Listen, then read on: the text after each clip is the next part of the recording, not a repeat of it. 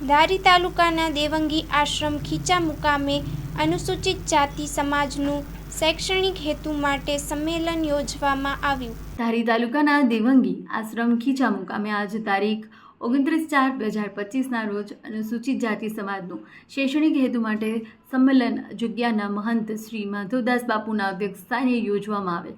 આ તકે ધારી તાલુકામાંથી તેમજ અમરેલી જિલ્લામાં અન્ય તાલુકામાંથી અનુસૂચિત જાતિ સમાજના આગેવાનો બહોળી સંખ્યામાં ઉપસ્થિત રહેલા। આ તકે અમરેલી જિલ્લા ભાજપ પ્રમુખ અતુલભાઈ કાનાણી પણ વિશેષ ઉપસ્થિત રહેલ।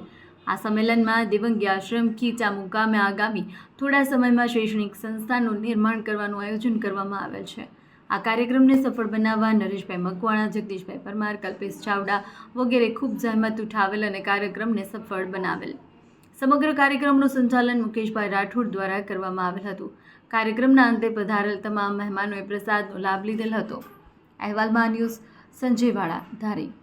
હું મુકેશ રાઠોડ ચલાલા ધારીના ખીચા ગામે માધવદાસ બાપુના દેવાંગી આશ્રમને અંદર ધારી તાલુકાની અંદર એક સરસ મજાની સ્કૂલ અને હોસ્ટેલ દલિત સમાજને મળી રહે આ હેતુથી 14 એપ્રિલના રોજ એક મિટિંગ બોલાવવામાં આવી હતી।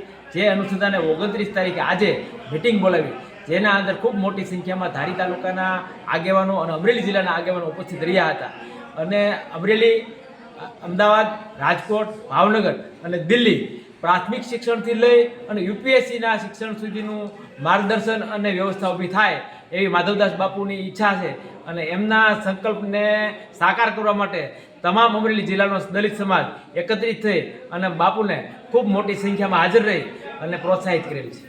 તાલુકાના ખીચા મુકામે દેવંગી આશ્રમ ખીચામાં પરમ પૂજ્ય માધવદાસ બાપુના અધ્યક્ષસ્થાને ધારી તાલુકાના તમામ મેઘવાળ સમાજના ભાઈઓ તેમજ અમરેલી જિલ્લાના કાર્યકરો અહીંયા ઉપસ્થિત રહી અને ધારી તાલુકામાં ખીચા ગામે એક શૈક્ષણિક હબનું આયોજન થાય તેના માટે એક મિટિંગનું આયોજન કરેલી અને આ મિટિંગમાં ધારી તાલુકો તેમજ આજુબાજુના દરેક ગામડા અને અમરેલીથી વિશાળ સંખ્યામાં મોટી જનમેદની ઉપસ્થિત થયેલી અને આ તકે એવું નક્કી કરવામાં આવેલું છે કે ટૂંક સમયમાં ધારી તાલુકાનું માધવદાસ બાપુના અધ્યક્ષ સ્થાને અને એના પ્રમુખ સ્થાને એક ટ્રસ્ટનું આયોજન કરવામાં આવે અને આ ટ્રસ્ટમાં છાત્રાલય તેમજ શૈક્ષણિક સંકુલ ઊભું કરવામાં આવે તેવું આયોજન કરવાનું તમામ જ્ઞાતિના આગેવાનોએ નક્કી કરેલ છે।